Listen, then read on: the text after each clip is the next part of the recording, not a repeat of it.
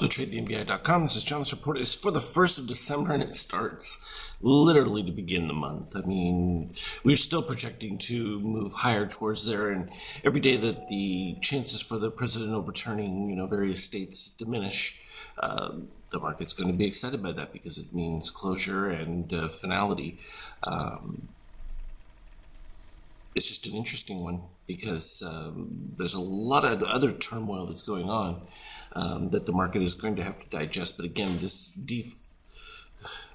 we have a deflationary condition taking place, but there's also this expectation of a devaluing of eventually U.S. Currency. You're already seeing it with the Bitcoin rise. You're not getting it from gold yet because there's really no upside pressure with people in lockdowns. You don't have free movement, so there's no oil pressure driving inflation to new levels yet. And that's going to come as a new round of free money, which would be the expectation. But regardless of who won, there would be figured into it. Of course, the vaccine throws a little bit of a change into that, but from a DOC reading, there's just a ton of money flowing in and no real short pressure at this particular point. We're pretty close to the pop high that we had here, which was 68. We're at 59. We've been as high as 63, so that will be an interesting one if it can be broken through, or if it's going to take a little bit more time to go through. We've still had this rising gold, and as long as that's doing it, bias is still to the upside. Of course, the NQ, likewise, pretty close to the exact same point when we had that blow off. So we're getting a bit more consistency there, as well as now cyan under red, so a little bit more of a matching of the two markets, which is ultimately what you're looking for. And of course, the euro is going to continue to move solid on these types of situations because, again, despite the disaster that is the euro experiment with the euro right now, the expectation is that the U.S. is going to throw a lot more money at the conditions than, relatively speaking, the EU, and that is definitely going to mean, in an odd sense, the dysfunctional euro will actually continue to rise, at least in the near term. I think we're probably going to start seeing some choppy, but there's still plenty of money flowing into it. It's just strange because the euro area is just a mess. And especially going into the holidays, I mean, there's just zero movement. Oddly enough, some people see that as a positive. From a gold standpoint, it still can't catch the bid yet as we filled in that positive extreme from just before, but you can see it's just purely a negative, and that's just because there's just no impetus yet to drive the inflation concerns, and frankly, much people have been moving more towards the normalization of cryptocurrencies and that's going to draw some of what would have been the only alternative resource going into gold as another outlet.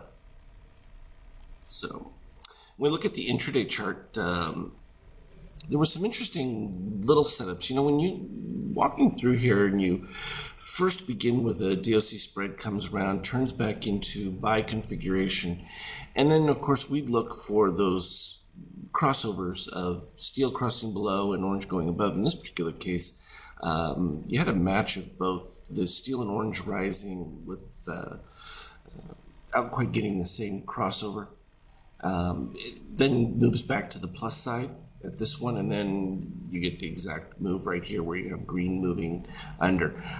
Something to always pay attention to. Sometimes people get a little excited on this first setup when you get this kind of power mode 2, mumbo jumbo 2 as well. The problem is that direction was still heading straight up with it, as well as your long short algo, which is the little white lines in between here, and it's the ABM that reset. And that's why it continued further up until you got to this point where it was a clear rejection with the orange. The green had already moved under red, and you had a flattening of your directional momentum. You were still slightly higher on, and you can see why it holds up fairly well until you get this flattening rollover of the long short algo, and that's when the ultimate breakdown really takes place when you cross over, and it's right about right there. Wasn't a huge spike, so I wasn't looking for a whole lot from it at this particular point, but it certainly performed a lot better than the initial expectations, and that was just because of the fall off of the red DSC, and it broke once it broke that negative 13. It just kept going, and then of course it just was one cascade after another with no change of orange, just riding right in the middle there, which is a continuation until we got the dip. And in this particular case, I wasn't too excited with that huge dip below, but once that green gets over cyan, you have to respect the power of that, particularly when you also power mode, cross, and directional tipping up. Now, what was interesting about it is this is what I always look for. You wait for this moment where, like here, you get the cross below, but no orange spike. So that wasn't enough. So I'm figuring, well, we're going to probably continue across for a little bit. This one was different because you crossed below, the orange came above, green was below, and you'd already started to see the rollover of the red DOC. And at that time, the gold had not been rising on the shakeout yet. You get a little concerned when the gold starts to rise there, so it's one of those where I'm like just maintaining a fairly tight stop with that setup, and then sure enough you get the classic dip confirmation with the power mode 2 cross. Color turns green right there. This happens to be the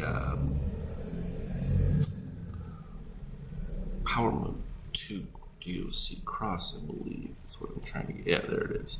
If we look at it from a PNT2, which would be this, yes, you can see where we get that cell crossover.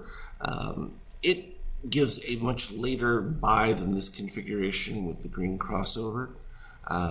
That's something I'm working on making that just because it should turn green there. And then with our warning, right where the yellow candle comes in is exactly a couple of bars right before we would say, oops, nope, time to get out. And sure enough, it dips. Now, as I've pointed out, even when you do get a dip after these yellow, orange candles, oftentimes you get a new buy that will come back right about the same spot. But it's just a question of would you like to avoid the difference between, being at that 08 and then having to suffer a drawdown back down to the, 95 range, because that's nice to catch that little run for the short and the retest of the dip below the red line. So that's where we're working with that one. But then you can see as we get later on, we were just driving cyan into red for most of it, and every little teeny pop that was going always came on a steel reset, wasn't really producing much of anything. There's still a few points. No objection in taking those, or at least taking the profit on the long side trades and beginning anew, because I'm not a huge fan of holding on to the long runs indefinitely. It's just because you get lazy with it. It's more a psychological thing, because then you're just trying to protect the lead as opposed to taking those top positions, and then you can fight through some of these. Some of them don't look particularly attractive to take. This DOC with a full reset. It's possible it plays when you have the directional moving down, so it's not a bad play. But the shakeout pretty much returns almost instantaneously, and then you pop back up, and then likewise the same thing happens with these. But some of them can. In fact, draw down. This one went all the way to the 23% Morganacci as a beginning to squeeze. So there can still be some effective range. It's a little hard to see when it's that tight, because you can see that it's the added price. So if we look at them from a realistic standpoint, from 16 to 11, it's still, you're not going to get the full 5 points out of it or whatever, but you're going to get, potentially 2, 3. Worst case scenario, because the turnaround happens pretty quick on it, and it's within a bar or two. And those are always the tough ones. I always hate that one where you start off good, it's moving along, and then usually I'll have a stop that'll be better than break even, and it gets hit pretty quick. But the nice thing about that is you don't get punished to the upside. And in this particular case, cyan under red was buy, and sure enough, it just plugged away for a while, and then as soon as after hours started, skyrocket city, and that's where we're at this particular. But let's go ahead and just mark it while I'm here. Horizontal line, we can begin right there, because positive extremes. 36-26 range. Actually, probably already close to it on this. It's the chart we've been using for some time. In fact, just a little bit above. So this was a previous one from before. This just kind of fills it in just a fraction, gives us a secondary range inside of it. So I'll just mark it here like that so you can see. So we start to fill in those blanks and we can begin to recognize the different areas. And particularly when there's a gap in them, like this, you can see that there's a second range going. So I'm looking for that most recent one to be the first fill, and then you would go from there on any additional short signaling. As always though, trade well, and we will certainly talk again later.